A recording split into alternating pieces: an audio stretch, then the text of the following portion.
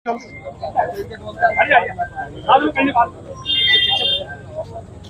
चलना नहीं नहीं आगे। हाँ कोई बात नहीं है।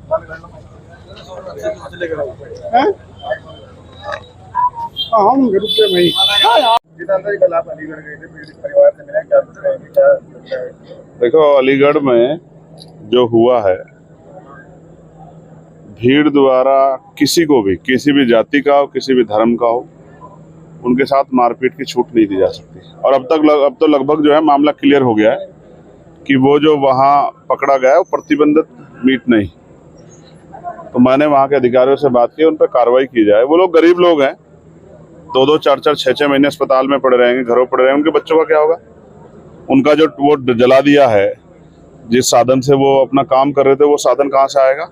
तो मेरी सरकार से मांग है कि ऐसे उद्दंडियों पे सख्त कार्रवाई करें और उस परिवार को, उन चारों लोगों को, उनके परिवार को मुआवजा दें और उनकी सुरक्षा की जिम्मेदारी भी लें कि इस तरह की भीड़ जो है दोबारा जो लीगल काम कर रहे हैं उन पर इस तरह का तंत्र यूज ना करें। ये सरकार की फेल कानून व्यवस्था की वजह से हुआ है। अगर कानून व्यवस्था अच्छी होती और इस तरह की चीजों को बढ़ावा ना दिया गया होता तो शायद वो चारों बच्चे भी अपने घरों पे होते।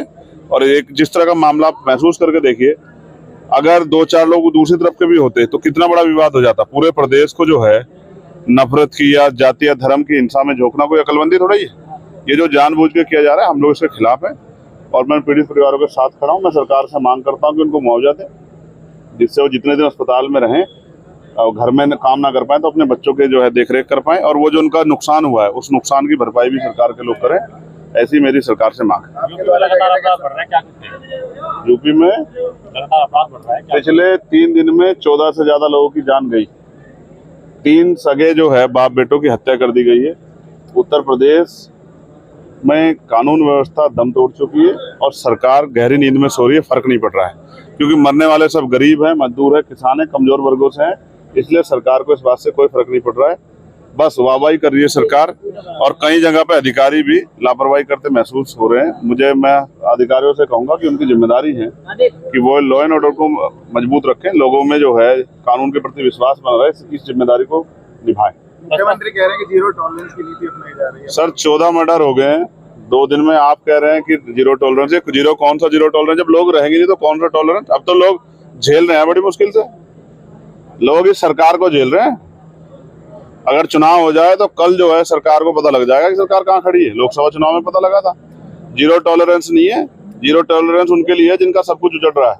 आपके द्वारा जगह जगह सम्मेलन किए जा रहे हैं, 2027 को लेकर किस तरह की रणनीति तैयार करी जा रही है? त्रिस्तरीय पंचायत चुनाव में बताएंगे आपको।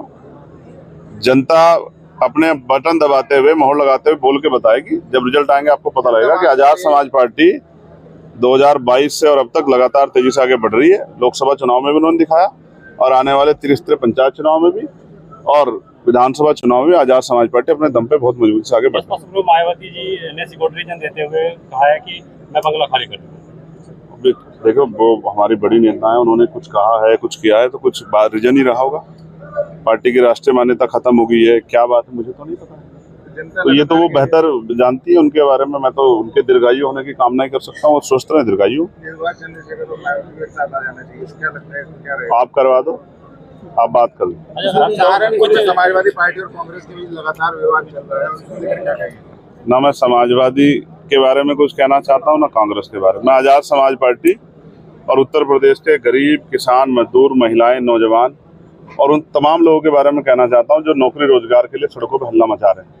एजुकेशन सिस्टम की कमर तोड़ दी है, हेल्थ सिस्टम की कमर तोड़ दी है और कानून व्यवस्था कहीं है नहीं। महंगाई ने लोगों को जो है रोने के लिए मजबूर कर दिया। उन आंसुओं की चिंता कर रहा हूँ कि इन आंसुओं की कैसे, ये तकलीफ कैसे दूर की जाए। और आप भरोसा करो, एक आखिरी सवाल है, आप भरोसा करो, जनता ही मालिक होती है। जनता जिन्होंने सर पे बिठाया था वही जमीन पे पटकेगी, इस बार याद रखो। एक आखिरी सवाल, रामगोपाल यादव जी ने कहा कि ऑपरेशन जो सिंदूर था वो बिल्कुल फेल। आप रामगोपाल जी से पूछ लो, मैं रामगोपाल जी थोड़ा ही हूँ।